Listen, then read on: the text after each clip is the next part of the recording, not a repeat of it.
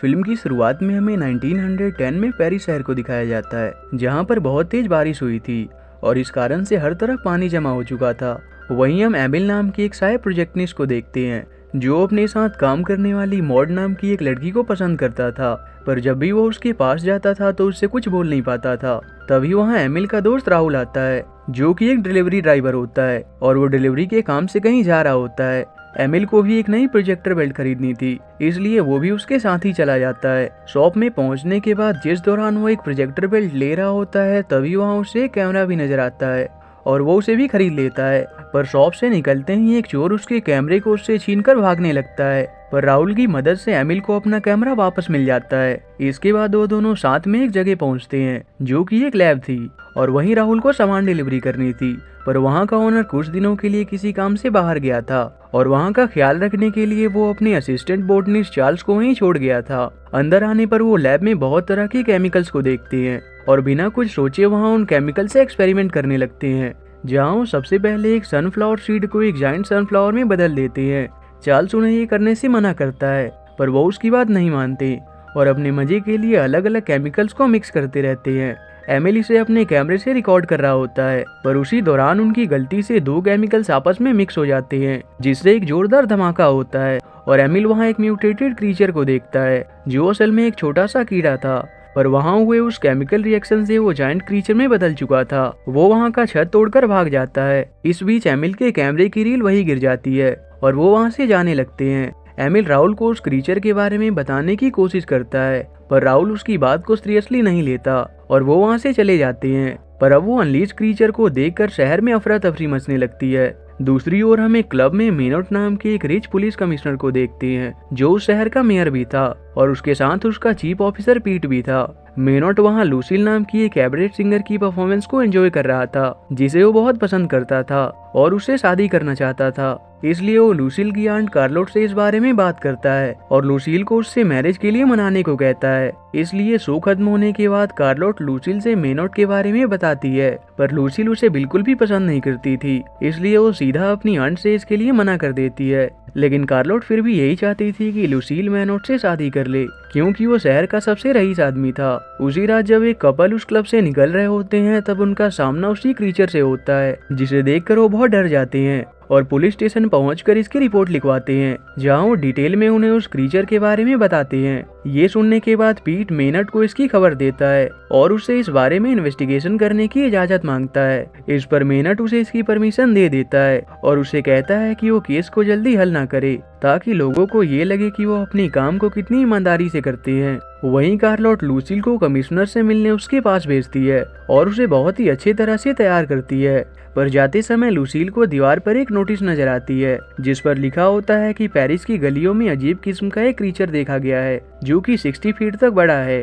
तभी पीछे से राहुल आ जाता है, जो लूसील का बचपन का दोस्त था, पर उन दोनों की आपस में बिल्कुल नहीं बनती थी और राहुल के कारण लूसील के कपड़े भी खराब हो जाते हैं। इसलिए लूसील उससे बहस करके अपने कपड़े चेंज करने के लिए वापस चली जाती है। दूसरी ओर पीट इन्वेस्टिगेशन के दौरान उसी लैब में पहुंचता है, जहां उसे वही रील मिलती है जो एमिल से गलती से गिर गई थी। वहीं एमिल जब अपने उस प्रोजेक्टर को चेक करता है तो उसमें उसे वही क्रीचर नजर आता है और उसका शक यकीन में बदल जाता है। तभी राहुल भी वहां आ जाता है और उसे भी उनके द्वारा किए गड़बड़ से उस क्रीचर के बनने के बारे में पता चल जाता है, पर वो कहता है कि ये बात सिर्फ हम दोनों के बीच ही रहनी चाहिए, इसमें हमारी कोई गलती नहीं है और वैसे भी किसी को भी इस बारे में पता नहीं है। पर पीट उनकी ये बातें सुन लेता है और उन दोनों को कमिश्नर के पास ले जाता है। वहीं मेनट लूसील के साथ एक रेस्टोरेंट में डेट पर आया होता है, तभी वहां पीट आ जाता है और उसे बताता है कि उसने उस मॉन्स्टर केस के सिलसिले में 3 लोगों को पकड़ा है और उसे सारी कहानी बता देता है। पर मेनट इसके बावजूद भी उन्हें नहीं पकड़ता और उन्हें बैचेस देकर उस टीम में शामिल कर लेता है जो उस मॉन्स्टर को पकड़ेगा। दूसरी ओर हम लूसील को देखते हैं, जिसे उसका दोस्त एल्बर्ट गाना गाकर सुना रहा होता है, पर लूसील को उसका गाना बिल्कुल पसंद नहीं आता और वो एल्बर्ट को रिस्पेक्ट के साथ गाना गाने से मना कर देती है। इससे एल्बर्ट बहुत ऑफेंड हो जाता है और गुस्से में वहां से चला जाता है। पर जैसे ही वो घर से बाहर निकलता है, तभी उसे कुछ अजीब लगता है और वो डर कर वहां से भाग जाता है। इसके बाद वो मॉन्स्टर लूसील के घर का डोरबेल बजाने लगता है। ये सुनकर लूसील को लगता है कि ये जरूर एल्बर्ट होगा और गुस्से में डोर ओपन करती है, पर इससे वो मॉन्स्टर दूर जा गिरता है। इसलिए इस बात से अनजान लूसील उसे देखने जाती है, पर जैसे ही वो उस मॉन्स्टर को देखती है तो डर कर भागते हुए अपने घर में चली जाती है और दरवाजा बंद कर लेती है। पर तभी उसे किसी के गाने की आवाज सुनाई पड़ती है, जो कि उसी मॉन्स्टर की होती है, और लूसील को उसकी आवाज बहुत पसंद आती है और वो उसके पास जाकर उसका नाम पूछती है। और क्योंकि उस मॉन्स्टर का कोई नाम नहीं होता, इसलिए वो उसे फ्रांसर नाम देती है। मॉन्स्टर को भी ये नाम बहुत अच्छा लगता है।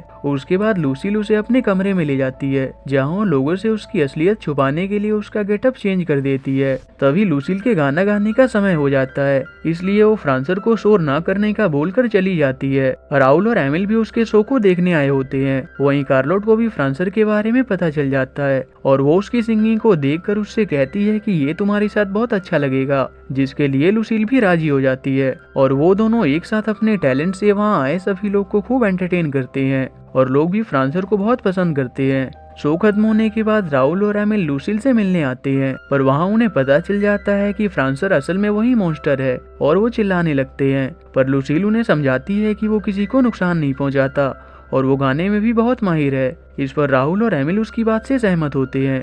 वहीं कमिश्नर मेनट एक प्रेस कॉन्फ्रेंस में यह अनाउंस करता है कि जो भी उस मॉन्स्टर की इन्फॉर्मेशन देगा उसे इनाम दिया जाएगा। वहाँ एल्बर्ट भी मौजूद होता है, जो लूसील के उसे मना करने के बाद उससे बहुत जेलस था, इसलिए वो कमिश्नर को इस बारे में बता देता है, क्योंकि उसने लूसील और राहुल को उस मॉन्स्टर के बारे में बात करते सुना था। ये जानते ही मेनट लूसील के घर की तलाशी लेने निकल जाता है, पर उससे पहले ही राहुल और एमिल लूसील के घर पहुंचकर उससे मेनट के आने की खबर दे देते हैं और वो समय रहते उस मॉन्स्टर को छुपा देते हैं, जिस कारण जब मेनट अपने आदमियों के साथ लूसील के घर की तलाशी लेने आता है तो उसे वो मॉन्स्टर नहीं मिलता। इसलिए वो एल्बर्ट को झूठ बोलने के जुर्म में गिरफ्तार कर लेते हैं और मेनट लूसील को इसके लिए सॉरी बोलकर चला जाता है। इसके बाद वो तीनों सोचने लगते हैं कि उन्हें फ्रांसर को कहाँ छुपाना चाहिए, क्योंकि वो उसे ऐसे नहीं छोड़ सकते थे, क्योंकि मेनट अभी भी उस मॉन्स्टर की तलाश में था। तब लूसील को वहाँ एक आइडिया आता है और वो बताती है कि कल शहर में एक बड़ा सेरेमनी है, वहाँ फ्रांसर को सबके सामने रिवील कर देंगे और ऐसा कुछ करेंगे जिससे सभी को ये लगे कि फ्रांसर मारा जा चुका है। इस तरह से शहर में सभी के मन से मॉन्स्टर का डर निकल जाएगा और मेनट भी उसे भूल जाएगा।